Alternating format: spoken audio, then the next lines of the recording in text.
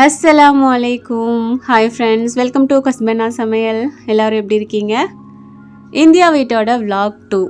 So இது last வீடியோட ஒரு கண்டினியூவேஷன் மாதிரி தான் இருக்கும். அண்ட் எனக்கு ரொம்ப ஹாப்பினஸ் கொடுத்த ஒரு டே பற்றி இதில் நான் ஷேர் பண்ணியிருக்கேன். அண்ட் உங்களுக்கு ரொம்ப முக்கியமான சில இன்ஃபர்மேஷனும் இதில் சொல்லியிருக்கேன். ஸோ வீடியோவை ஸ்கிப் பண்ணாமல் பாருங்கள். இப்போ வாங்க வீடியோக்குள்ளே போகலாம்.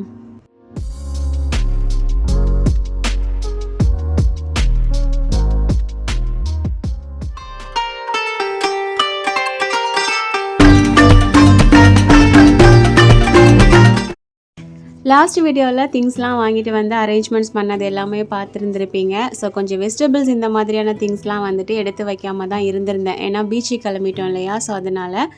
ஸோ இது வந்துட்டு நெக்ஸ்ட் டே எடுத்தது. ஸோ அந்த வெஜிடபிள்ஸ் எல்லாத்தையும் எடுத்து வச்சுட்டு இன்னையிலேருந்து வீட்டில் குக் பண்ண ஸ்டார்ட் பண்ணலாம் அப்படிங்கிற மாதிரி எல்லாமே எடுத்து வச்சுட்டு இருந்தேன். அண்ட் இஞ்சி பூடி எல்லாமே அரைக்க வேண்டியது இருந்தது. ஸோ அரைக்கிறதுக்கு தேவையான இஞ்சி பூடு அண்ட் டீக்கு தேவையான இஞ்சி இந்த மாதிரி எல்லாமே தனித்தனியாக பிரித்து வச்சு எடுத்து வச்சுட்டு இருந்தேன். அண்ட் நிறைய பேர் நீங்கள் இந்தியாவுக்கு வந்து வெக்கேஷன் தானே வரீங்க, 1-2 மாதம் தான் இருக்க போகிறீங்க, எதுக்கு வீட்டில் சமைக்கிறீங்க, அம்மா வீடு மாமி வீடு இந்த மாதிரியே சாப்பிட்டுட்டு இருக்கலாமே நீங்கள் அப்படிங்கிற மாதிரிலாம் சொல்லியிருந்தீங்க. கரெக்டு தான். இதே வார்த்தை தான் எங்கள் அம்மா வீட்லேயும் எங்கள் மாமி வீட்லேயுமே சொன்னாங்க. பட் நான் வீட்டில் சமைக்கணும் அப்படின்னு டிசைட் பண்ணதுக்கு ஒரு சில காரணம் இருக்குது. ஸோ அதை வந்துட்டு நான் சொல்கிறேன். ஃபஸ்ட்டு பார்த்தீங்கன்னா வீட்டில் வந்து சமைச்சு ரொம்ப நாள் ஆச்சு. எப்போவுமே வீடு வந்து புழக்கத்திலே இருந்தது அப்படின்னா தான் அது ஓரளவுக்கு சேஃபாக இருக்கும் அண்ட் நல்லாவும் மெயின்டைன் ஆகும் இல்லையா. அட்லீஸ்ட் நம்ம வீட்டில் இருக்கக்கூடிய 1-2 மாதமாவது நம்ம வீட்டில் புழங்கி சமைச்சிட்டு இருந்தோம் அப்படின்னா கிச்சனு வீடு எல்லாமே ஓரளவுக்கு நல்லா சேஃபாக இருக்கிற மாதிரியும் நல்லா மெயின்டைன் ஆகிற மாதிரியும் எனக்கு ஃபீல். ஸோ அது வந்துட்டு ஒரு மெயின் காரணம். ரெண்டாவது வந்து பார்த்திங்கன்னா இந்தியாவில் ஹெல்த்தியான ஐட்டம்ஸ்லாம் கொஞ்சம் நல்லாவே நமக்கு ஈஸியாக கிடைக்கும் துபாயை கம்பேர் பண்ணும்போது. ஸோ அந்த மாதிரி நம்ம ஹஸ்பண்ட்க்கும் பிள்ளைங்களுக்கும் இன்னுமே கொஞ்சம் ஹெல்த்தியாக வந்து இங்கே சமைச்சு கொடுக்கலாம் அப்படிங்கிற மாதிரி நான் நினச்சேன். அண்ட் இன்னொன்று வந்து பார்த்திங்கன்னா நான் யூடியூப்க்குன்னு வீடியோ ஷூட் பண்ணுறேன். ஸோ ஒரு சில குக்கிங்லாம் நான் வீட்டில் பண்ணேன் அப்படின்னா தான் எனக்கு ஃப்ரீயாக வந்து வீடியோஸ் எடுக்க முடியும். இப்போ அம்மா வீட்டுக்கு போனால் கண்டிப்பாக நான் சமைக்க மாட்டேன், அம்மா தான் வேலை பார்ப்பாங்க. இப்போ மாமி வீட்டுக்கு போனாலும் என்னை வேலை பார்க்க விட மாட்டாங்க, அவங்க தான் பார்ப்பாங்க. ஸோ அதனால் நான் குக் பண்ணுற வீடியோஸ் வந்து என்னால் எடுக்க முடியாது. ஸோ அது ஒரு ரீசன். அண்ட் அதெல்லாம் தாண்டி முக்கியமான இன்னும் ஒரு பெரிய ரீசன் என்னதுன்னு பார்த்தீங்கன்னா வேலை பார்த்த கை கிடக்காது அப்படின்னு சொல்லுவாங்க இல்லையா. நம்ம ரெகுலராக வேலை பார்த்துட்டு இருக்கும் போது நமக்கு ரெஸ்ட் வேணும் அப்படின்னு சொல்லிட்டு தோணும். ஆனால் என்ன தான் நம்ம ரெஸ்ட் எடுத்தாலும் மேக்ஸிமம் 1 வாரம் 10 நாளைக்கு மேலெல்லாம் நம்மளால் வேலை பார்க்காம இருக்க முடியாது. இது நிறையா ஹவுஸ் ஒய்ஃப்ஸ் வந்துட்டு ஃபீல் பண்ணியிருப்பீங்க. அதாவது வீட்டில் நல்லா வேலை பார்க்கக்கூடிய ஹவுஸ் ஒய்ஃப்ஸ்க்கு வந்து கண்டிப்பாக இது வந்து தெரியும்னு நான் நினைக்கிறேன். ஸோ இந்த ரீசன்னால தான் நான் வந்து வீட்டில் நம்மளே குக் பண்ணலாம் அப்படிங்கிற மாதிரி வந்து பார்த்திங்கன்னா நான் டிசைட் பண்ணது. இது வந்து எனக்கு வேலை தான். நான் இங்கே வந்து திருப்பி எல்லாம் சமைச்சிட்டு திருப்பி எல்லாத்தையும் ஒதுக்கி வச்சுட்டு நான் போகணும். பட் இருந்தாலும் அதை விட இந்த ரீசன்லாம் நான் கம்பேர் பண்ணும்போது எனக்கு ஓகே அப்படின்ற மாதிரி பட்டுச்சு. ஓகே, இப்போ சிலருக்கு புரிஞ்சிருக்கும்னு நினைக்கிறேன். அதுக்கப்புறம் இந்த குக்கர் வந்து பார்த்திங்கன்னா நான் யூஸ் பண்ணாமலே வச்சுருந்தது. ஆக்சுவலாக துபாயில் வந்துட்டு நான் 2 குக்கர் காட்டியிருப்பேன் இல்லையா. அதாவது குக்கர் வந்துட்டு 2 இருக்கும், லிட்டு வந்து 1 இருக்கும். ப்ளஸ் இது எல்லாமே சேர்த்து காம்போ ஆஃபரில் நான் வந்து வாங்கியிருந்தேன். இது வந்து 5 லிட்டர். அப்புறம் துபாயில் இருக்கிறது வந்து பார்த்திங்கன்னா ஒன்று 3 லிட்டர், ஒன்று 2 லிட்டர். அது 2க்கும் ஒரே லிட்டு வரும், இதுக்கு வந்து தனியாக ஒரு லிட்டு வரும். ஸோ இது வந்து நான் யூஸ் பண்ணலை, இங்கே வந்து எனக்கு தேவைப்படுது இப்போ அப்படின்றனால இது வந்து பார்த்திங்கன்னா நான் எடுத்து வச்சுருக்கேன். அண்ட் இது போக காம்போ ஆஃபரில் நான் குக்கர் வாங்குறதுக்கு முன்னாடி ஒரு குக்கர் வந்து நான் வாங்கியிருந்தேன். சேம் இதே பிஜிஎன் பிராண்டு தான், அதுவுமே ஸ்டெயின்லெஸ் ஸ்டீல் குக்கர். அதாவது நான் ஃபஸ்ட்டு வாங்கின ஸ்டெயின்லெஸ் ஸ்டீல் குக்கர் அது. ஸோ அதுவுமே வந்துட்டு நான் இங்கே தான் வச்சுட்டு போயிருந்தேன். ஏன்னா அது 2க்கும் ஒரே லிட் இருக்கிறனால நான் அது துபாய் கொண்டுட்டு போயிருந்தேன். ஸோ இதுதான் அது. பட் என்னென்னா கொஞ்சம் ரொம்ப தூசியாக இருக்குது. இதையும் நான் வாஷ் பண்ணி எடுத்துட்டேன் அப்படின்னா இந்த 2 குக்கருமே பார்த்திங்கன்னா எனக்கு குக்கிங்க்கு ரொம்ப யூஸ்ஃபுல்லாக இருக்கும். மேக்ஸிமம் 2 குக்கரு, 1-2 கடாய் இந்த மாதிரி திங்ஸ் இருந்தது அப்படின்னாலே நம்மளுக்கு வந்து வேலை ரொம்ப ஈஸியாக இருக்கும்னு நான் நினைக்கிறேன். அதுக்கப்புறம் நான் துபாயிலுமே 2 ட்ரைப்ளை கடாய் வச்சுருந்தேன். நான் கொண்டுட்டு போனது ஒன்று, அப்புறம் தங்கச்சி ஒன்று வேறு கொடுத்து விட்டுருந்தா இல்லையா. ஸோ அதனால் நான் கொண்டுட்டு போன ஒரு கடாய் வந்து இங்கே கொண்டுட்டு வந்துட்டேன். எதுக்கு நிறையா பாத்திரத்தை அங்கே வச்சுக்கிட்டு அப்படின்னு சொல்லிட்டு இங்கே வச்சுட்டும் போயிடலாம் அப்படிங்கிற மாதிரி பிளானில் தான் கொண்டுட்டு வந்துட்டேன். ஸோ முக்கியமான ஒரு சில திங்ஸ் வந்துட்டு எனக்கு போதும் இங்கே சமைக்கிறதுக்கு. இதுக்கு போக ரைஸ் குக்கர் வேறு இருக்குது, இதை வச்சு நம்ம சமாளிச்சிக்கலாம் அப்படிங்கிற மாதிரி வந்து பார்த்திங்கன்னா யோசிச்சு வச்சுருக்கேன். ஸோ இந்த குக்கர் வந்து பார்த்திங்கன்னா நல்லா க்ளீன் பண்ணிவிட்டு ஃபஸ்ட்டே வந்து பார்த்திங்கன்னா சாம்பார் தான் பண்ண போகிறேன். லாஸ்ட் விலாக்லேயே பார்த்துருப்பீங்க, வந்ததுலேருந்து ஒரு 3-4 டேஸாக ஒரே நான்வெஜ்ஜாக தான் சாப்பிட்டுட்டே இருந்தோம். ஸோ ஹஸ்பண்ட் வந்து பார்த்திங்கன்னா கொஞ்சம் சிம்பிளாக குக் பண்ண அப்படிங்கிற மாதிரி சொன்னனால சிம்பிளாக வந்து பார்த்திங்கன்னா எல்லா காய்கறியும் போட்டு சாம்பார் வந்துட்டு வச்சுருந்தேன். இதில் ரெசிபீஸ்லாம் நான் பெருசாக உங்களுக்கு காட்டலை, ஷூட் பண்ணவும் இல்லை, ஜஸ்ட் லைட்டாக வரும். ஓகே, இன்றைக்கி வந்து பார்த்திங்கன்னா சிம்பிளாக சாம்பார் வச்சுட்டேன். ரைஸ் குக்கரில் வந்து பார்த்திங்கன்னா ரைஸ் வந்துட்டு வச்சுருந்தேன். அண்ட் கூடவே அப்பளம் அதுக்கப்புறம் ஆம்லேட் வந்து போட்டுக்கலாம் அப்படிங்கிற மாதிரி யோசிச்சு வச்சுருந்தேன். ஸோ அன்னைக்கு பிளான் பண்ண மாதிரியே சிம்பிளாக வந்து பார்த்திங்கன்னா சமைச்சு முடிச்சாச்சு. அண்ட் இதுக்கு அடுத்த டே, அதாவது நெக்ஸ்ட் டே வந்து பார்த்திங்கன்னா எனக்கு ரொம்ப ரொம்ப சந்தோஷமான ஒரு நாள் அப்படின்னு சொல்லலாம். ஸோ அது என்ன அப்படிங்கிறத அப்படியே இதில் கண்டினியூவாக நீங்கள் பார்ப்பீங்க.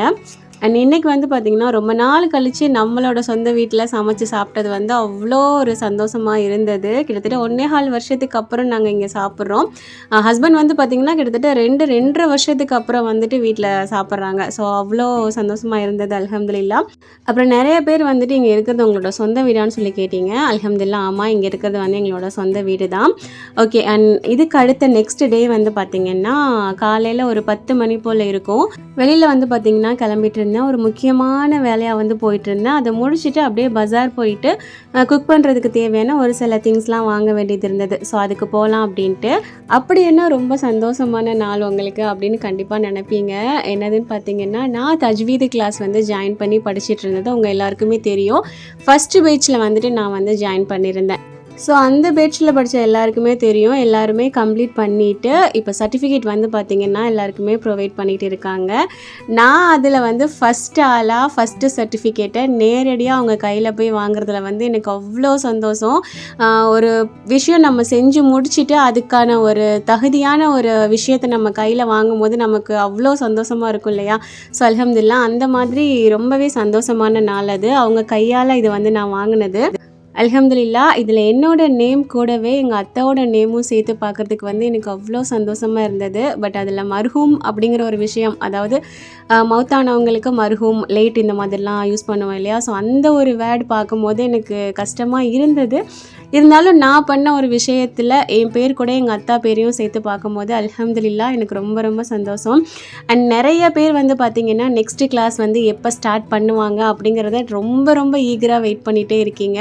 இன்ஷா அல்லாஹ் நெக்ஸ்ட் மந்த் வந்து பார்த்திங்கன்னா 4th பேட்ச் வந்துட்டு ஸ்டார்ட் பண்ணுறாங்க. இதில் வந்துட்டு தஜ்வீது கிளாஸ், அதாவது நல்ல குரான் ஓத தெரியும், தஜ்வீது கற்றுக்கணும் அப்படின்னு ஆசைப்படுறவங்களுக்கும், இல்லை எங்களுக்கு குரானே ஓத தெரியாது, நாங்கள் பேசிக்கில் அலிஃபேலேருந்து கற்றுக்கணும் அப்படின்னு ஆசைப்படுறவங்களும் இந்த குரூப்பில் ஜாயின் பண்ணிவிட்டு நீங்கள் வந்து தாராளமாக ஓத ஆரம்பிக்கலாம். இதுக்கு நீங்கள் சின்ன பிள்ளையாக இருக்கணும், பெரியவங்களாக இருக்கணும் அப்படிங்கிறதெல்லாம் இல்லை. எந்த வயசாக இருந்தாலும் நீங்கள் ஓதலாம். ஓதுறதுக்கு தடையே கிடையாது வயசு.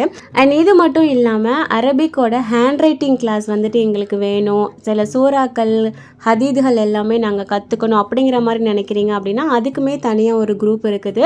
பேசிக் கிளாஸ் குரூப், தஜ்வீது கிளாஸ் குரூப், இது ரெண்டுக்குமே பார்த்தீங்கன்னா நீங்கள் குரூப் மூலியமாக படிக்கும் போது வெறும் 250 தான் உங்களோட ஃபீஸ். ஹேண்ட் ரைட்டிங் கிளாஸோட குரூப்பில் நீங்கள் சேர்ந்து படிக்கிறீங்க அப்படின்னா 350 rupees வரும். இல்லை எங்களுக்கு குரூப்பில் சேர்ந்து படிக்க வேணாம், நாங்கள் வந்துட்டு செப்பரேட்டாக படிக்கணும், அது எங்களால் முடியுமான்னு கேட்டிங்கன்னா நீங்கள் தாராளமாக படிக்கலாம். பட் குரூப்பில் சேர்ந்து படிக்கிறவங்களுக்கு தான் இந்த ஃபீஸ் அமௌண்ட். தனியாக படிக்க ஆசைப்படுறவங்களுக்கு வந்து என்ன ஃபீஸ் அப்படிங்கிறத நீங்கள் அவங்கக்கிட்ட கேட்டுக்கலாம். இந்த அப்டேட் நான் எப்போ கொடுப்பேன்னு சொல்லிட்டு ரொம்ப நாளாக வெயிட் பண்ணிட்டு இருந்தவங்களுக்கு இவங்களோட லிங்க்ஸ் எல்லாமே நான் டிஸ்கிரிப்ஷன்லேயே கமெண்ட் பாக்ஸ்லேயே நான் பின் பண்ணியிருக்கேன். ஸோ எந்த கிளாஸில் சேரணும்னு ஆசைப்பட்றீங்களோ அந்த கிளாஸில் தாராளமாக சேர்ந்துட்டு நல்லபடியாக ஓதுங்க. என்னைய மாதிரி நீங்களும் சர்டிஃபிகேட் வாங்கணும் அப்படின்னு நான் ரொம்பவே துவா செஞ்சுக்கிறேன். அல்ஹம்துலில்லாஹ், எனக்காக நீங்களுமே துவா செஞ்சுக்கோங்க. ஓகே, அந்த சர்டிஃபிகேட் வாங்கிட்டு அதுக்கப்புறம் பார்த்தீங்கன்னா பஜார் போயிட்டு கீரை வாங்கிட்டு வந்திருந்தேன். அதுக்கப்புறம் வாழை இலையுமே வாங்கிட்டு வந்திருந்தேன். ஏன்னா ஹஸ்பண்ட் வந்துட்டு முதல் நாள் பீச்சில் போயிட்டு மீன் வாங்கிட்டு வந்திருந்தாங்க. சீலா மீன் இருக்குது இல்லையா, கிங்ஃபிஷ், அது வந்து வாங்கிட்டு வந்திருந்தாங்க. ஸோ வந்த உடனே டக்குன்னு மீனான வச்சுட்டு அதுக்கப்புறம் கீரை வந்து பார்த்திங்கன்னா ரெடி பண்ணிட்டேன். குக்கரில் பண்ணுற மாதிரி இருக்கும், என்கிட்ட பாத்திரம் கம்மியாக இருக்கிறனால குக்கரில் பண்ணிகிட்ருக்கேன். அண்ட் இலை எதுக்குன்னு பார்த்தீங்கன்னா எல்லாருமே ஒன்றா சேர்ந்து வாழை இலை சாப்பிட்லாம் அப்படிங்கிற மாதிரி ஒரு பிளான். கூடவே வாழை இலை வச்சு நம்ம ஃபிஷ் ஃப்ரை பண்ணோம் அப்படின்னா அதோட ஃப்ளேவர் வந்து ரொம்ப சூப்பராக இருக்கும். ஸோ அதனால் இன்றைக்கி வாழை இலை வந்து 2 வாங்கிட்டு வந்திருந்தேன். அதுலேருந்து பாதி இலை மட்டும் பார்த்திங்கன்னா கட் பண்ணி வச்சுருந்தேன், ஃபிஷ் ஃப்ரை பண்ணிவிட்டு இலையிலேயே வந்து எடுத்து வைக்கலாம் அப்படின்னு சொல்லிட்டு. அப்புறம் மீன் வந்து பார்த்திங்கன்னா முதல் நாளே மசாலா எல்லாமே போட்டு வச்சுருந்தேன். ஸோ நல்லாவே ஊறி இருந்தது. இலை வந்து பார்த்திங்கன்னா வச்சதுக்கப்புறம் அது லைட்டாக அதோட கலர் வந்து சேஞ்ச் ஆகிற மாதிரி இருக்கும். அந்த டைமில் நான் வந்து தேங்காய் எண்ணெய் சேர்த்துக்கிறேன். ஃபிஷ் ஃப்ரை வந்து பார்த்திங்கன்னா நம்ம தேங்காய் எண்ணெயில் பொரிக்கும் போது ரொம்ப டேஸ்ட்டாக இருக்கும், அதோடய ஃப்ளேவருமே ரொம்ப சூப்பராக இருக்கும். அண்ட் வாழையில் வச்சனால அது கீழெல்லாம் நல்லா ஃப்ரை ஆகி வருமா அப்படிங்கிற மாதிரி ஒரு பயம் இருந்தது. சரி ட்ரை பண்ணி பார்ப்போம் அப்படின்னு தான் பண்ணேன். பட் நல்லாவே தான் வந்திருந்தது. ஸோ நல்லா சூடாகி வந்ததுக்கப்புறம் பார்த்திங்கன்னா ஒரு 4-5 மீன் கிட்ட வச்சு அப்படியே ஃப்ரை பண்ண ஆரம்பிச்சிட்டேன். அண்ட் வாழையோட ஃப்ளேவர் வந்து இன்னுமே நிறையா இருக்கணுன்றதுக்காக மேலேயுமே ஒரு சின்ன இலை கட் பண்ணி மூடி போட்டு வச்சுருந்தேன், அந்த ஃப்ளேவர் வந்து நல்லா இறங்கும்னு சொல்லிட்டு. ஸோ மீன் வந்து பார்த்திங்கன்னா நல்லா பொரிச்சு எடுத்துட்டேன். பொரிச்சு எடுத்துமே வாழை இலையில் வச்சுருந்தேன். அந்த சூடோடு இருக்கும்போது அந்த ஃப்ளேவர் வந்து கிடைக்கும்னு சொல்லிட்டு. ஸோ அல்ஹம்துலில்லாஹ் சூப்பராக சமைச்சு முடிச்சுட்டு இலை வந்து ஆல்ரெடி கட் பண்ண பாதி இலை, அப்புறம் ஒரு முழு இலை இருந்தது. ஸோ அது எல்லாத்தையும் இந்த மாதிரி மொத்தமாக விரிச்சாச்சு. எல்லோரும் ஒன்றா உட்காந்து ஒரே இடத்துல சாப்பிட்றலாம் அப்படிங்கிற மாதிரி. அதில் வந்து ரைஸ் போட்டு அதுக்கப்புறம் நம்ம செஞ்ச கீரை, மீனானம், அதுக்கப்புறம் ஃபிஷ் ஃப்ரைலாம் வச்சு ரொம்ப சூப்பராக சாப்பிட்டோம்.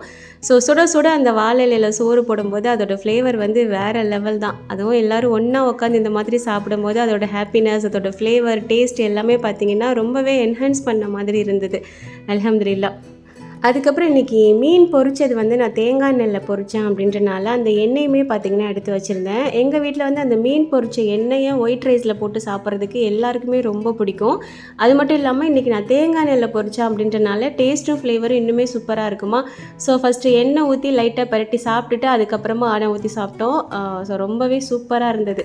உங்களில் யாருக்கெல்லாம் இந்த மாதிரி எண்ணெய் ஊற்றி சாப்பிட்றது ரொம்ப பிடிக்கும், அதுவும் வெறும் ஒயிட் ரைஸில் எண்ணெய் ஊற்றி சாப்பிட்றதுக்கு ரொம்ப பிடிக்குங்கிறத ஷேர் பண்ணிக்கோங்க. அண்ட் மதியானம் நல்லா சாப்பிட்டுட்டு கொஞ்சம் நேரம் ரெஸ்ட் எடுத்துகிட்டு வந்து பார்த்திங்கன்னா ஜஸ்ட் ஒரு ரவுண்டு ஆறுமுகன் ஏரி, அதுக்கப்புறம் திருச்செந்தூர், இந்த மாதிரி ஒரு சின்ன சின்ன வேலை இருந்தது. சரி அதை போய் முடிச்சு வந்துடலாம் அப்படின்னு சொல்லிட்டு நானும் ஹஸ்பண்ட் மட்டும் கிளம்பியிருந்தோம். பிள்ளைங்க வந்து சுரையும் விளையாடிட்டு இருந்தான், சுரஃபாமா வந்து சின்ன மாமி வீட்டில் இருந்தான். ஸோ அந்த மாதிரி விட்டுட்டு நாங்கள் 2 பேர் மட்டும் ஜாலியாக அப்படியே கிளம்பிட்டோம். அப்புறம் துபாயிலேருந்து இங்கே வரும்போதே பார்த்திங்கன்னா ஒரு சில விஷயங்கள் எல்லாமே சாப்பிட்ணும் அப்படிங்கிற மாதிரி ஒரு ஆசை இருந்தது. நொங்கு, பலாப்பழம், பதனி இதெல்லாம். ஸோ ரவுண்டிங்லேயே ஒன்று ஒன்றா சாப்பிட்டுட்டு அப்படியே பிள்ளைங்களுக்கும் வாங்கிட்டு அப்படியே தான் போயிட்டுருந்தோம். ஓகே, இந்த விலாக் வந்து பார்த்திங்கன்னா ரொம்ப சிம்பிளாக சின்னதாக முடிச்சிட்டேன்னு நினைக்கிறேன். பட் ரொம்ப யூஸ்ஃபுல்லான ஒரு விஷயத்தையும் ஷேர் பண்ணியிருப்பேன். இந்த வீடியோ கண்டிப்பாக உங்களுக்கு யூஸ்ஃபுல்லாக இருக்கும். மதரசா கண்டிப்பாக மிஸ் பண்ணாமல் இப்போவே ஜாயின் பண்ணிக்கோங்க. சீக்கிரமாக நெக்ஸ்ட் வீடியோ பார்க்கலாம். தேங்க்ஸ் ஃபார் வாட்சிங்.